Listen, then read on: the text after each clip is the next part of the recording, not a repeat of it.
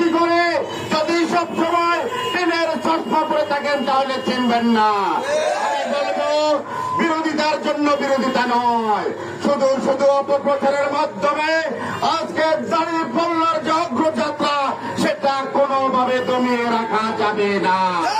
বাংলাদেশ জামায়াতে ইসলামী একটি নির্বাচনমুখী দল হিসাবে সারা বাংলাদেশে নির্বাচনের পরিকল্পনা নিয়েছে।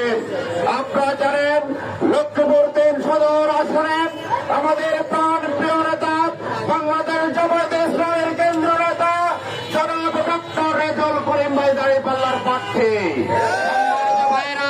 আজকে আমরা সৌভাগ্যবান যে এরকম একজন ত্যাগী নেতা যিনি ওই 28 অক্টোবরে গুলি খেয়েছেন, যিনি এই রাজনীতির জন্য জেল খেটেছেন, মানুষের পাশে দাঁড়িয়ে বিভিন্ন সময় এই লক্ষ্মীপুরের মানুষের পাশে থেকেছেন।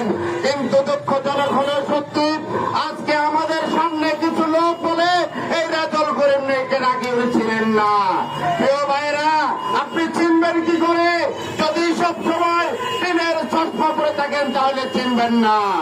আমি বলবো বিরোধিতার জন্য বিরোধিতা নয়, শুধু শুধু অপপ্রচারের মাধ্যমে আজকে দাঁড়িপাল্লার যে অগ্রযাত্রা সেটা কোনোভাবে দমিয়ে রাখা যাবে না।